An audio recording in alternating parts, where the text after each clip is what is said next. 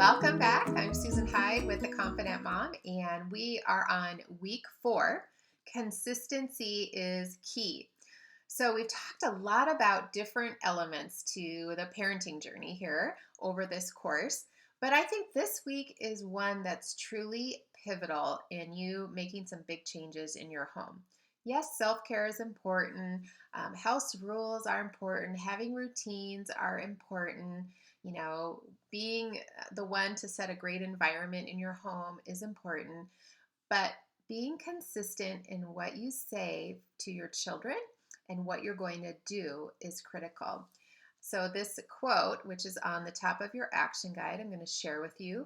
It is all about integrity, meaning what you say, saying what you mean, and following through with what you promise.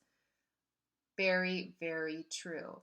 Do you want to build a relationship with your child where they can't trust what you're going to say? Of course not. But every time you say, Johnny, if you don't bring your homework to school, I'm not going to bring it to you. But yet they call you from school and they said they've left their homework and you run to take it to them. Um, that's totally against what you just had told them. So why on earth are they going to believe you in other situations when you have went against what you have said? So this is where your integrity as a parent comes into play so big. And I stumbled in this area for many, many years. And I was so grateful when, I read Scream Free Parenting and got some of these concepts down. So this is definitely one where it goes into deeper detail in the Scream Free Parenting book, which is right here. You as a parent can create really bad habits for your child by nagging and badgering. Those produce nothing positive in your child. In fact, it creates the pattern where they know you're going to nag them and badger them. So you have trained them not to listen to you a first time. If they know that you're going to ask them 6 times to put their shoes on to go out the door to school in the morning, why on earth would they listen to you the first time? So it's all about our training and helping our children understand that what we say is what we mean. So you do need to be ridiculously consistent in all things. That's a funny way to say it, but it is so true. Your child wants things to be predictable. They don't want one time that you say, go put your shoes on, and then you fly off the handle because they didn't, because they're like in their mind, well, wait a minute, yesterday she told me 6 times to put my shoes on, and then I finally did, and it was all fine. So just remember that their little minds are, creating these habits. And to us, we don't understand, but the logic is understandable in their little heads. So consequences are also, but consistent behavior on our part is critical. Consistent enforcement of consequences is the single most effective application of authority that you have in your home. Bingo. It is so true. This is where you're going to gain respect from your children, and they are going to look up to you in a way that's different if you are always not following through with what you say. So threats and nagging, I already talked about that. That produces nothing but continued bad habits.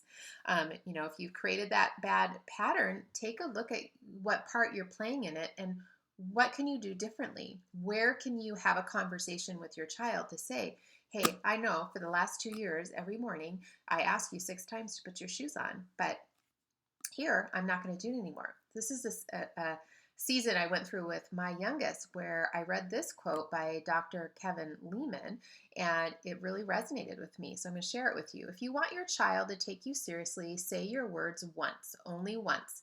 If you say it more than once, you're implying, I think you're so stupid that you're not going to get it the first time. So let me tell you again. Wow. So I actually sat down with my child and I told them that I hadn't been doing a very good job in this area and that I wouldn't be doing it anymore because I didn't think he was stupid and I wasn't helping him out at all. And it was amazing when I came clean and came to the table to say I was wrong. I mean, I wouldn't say it was like the angels saying, oh, and everything was perfect, But when you come to the table like that with your child and can apologize for not doing the job that you know you should have been doing, there is building integrity and trust with your child right there. So, anyway, so a couple things when you are talking about consistency, you do want to follow through. So, don't do something one day and not do it the next day. So, if your child forgets his lunch at home and you run and bring it to him, one day, and then the next day you're like, no, I'm not bringing your lunch. You kind of have to set up the expectation and keep it consistent. So, that is really critical for you or your child gaining your trust.